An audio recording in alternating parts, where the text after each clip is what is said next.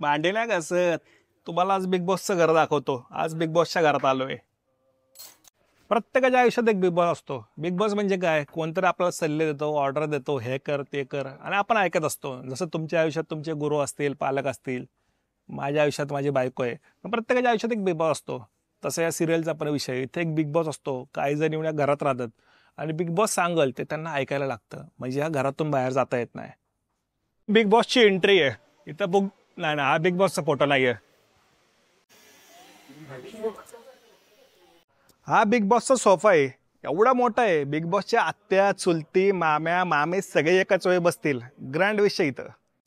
Big बॉसचा TV आहे. Big boss स्वतःचा big boss या टीव्हीवर बघत बसतंय. ते नाही का, टीव्हीतून असे पाहुणे येतात सगळे, असे इकडं इकडे इकडं, आणि असं बोलतात. तर ते या दरवाज्यातून येतात. या दरवाजाला आत आणि बाहेर जायची सोय आहे, पण बाकी सगळं पॅक. आपल्या घरात कसं भिंतीला कान असत, तसं इथे भिंतीला डोळा लावलाय.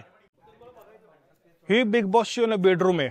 नुसते बेडच बेड आहे. म्हणजे बेडरूमचा आहे ना, शब्दाचा अर्थ काय असतो, आपण कसं आंब्याची पेटी म्हणतो, डिगभर आंब्याची पेटी, तसं डिगभर बेडची बेडरूम आहे. Woo!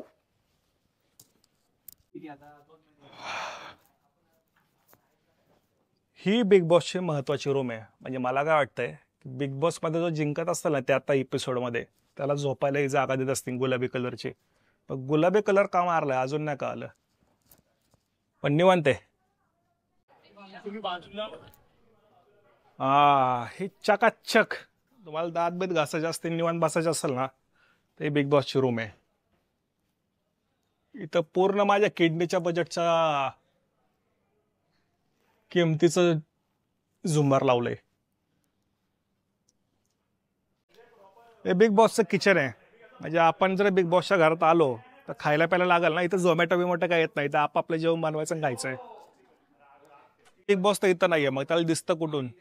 एवढा कॅमेरा लावलाय, आणि एवढा एकच कॅमेरा नाहीये, भरपूर कॅमेरे आहेत. या कॅमेऱ्यातून त्याचं लक्ष असतं आपण काय करतोय, काय बोलतोय, कोणाला बोलतोय आणि कशाला बोलतोय.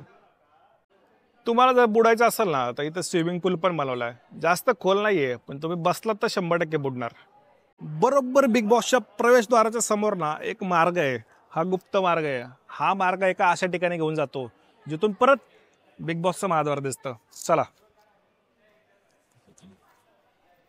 मी म्हटलो ना, त्या गुप्त मार्गाने आपण वर आलो ना, तर बिग बॉसचं प्रवेशद्वार दिसतं. दिसलं का?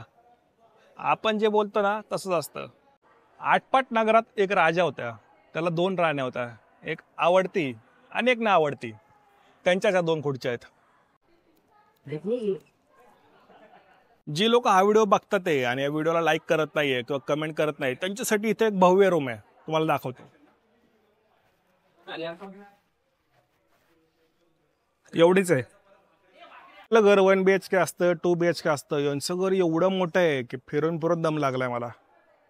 आपल्या घरात कसं असं कार्पेट बिरपेट काय तर टाकतात. मी लांबनं बघितलं, म्हटलं यार कुठलं मांजरची आहे म्हटलं, इथं कसलं घेतलं बघ गेन युनिक.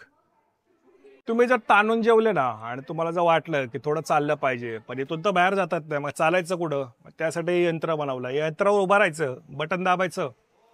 बिग बॉसने काय सांगितलं आणि तुम्ही ऐकलं नाही किंवा तुम्ही हारले, तर हाच तो दरवाजा आहे. हेच ते टकमक टोक, इथून उचलून डायरेक्ट बाहेर.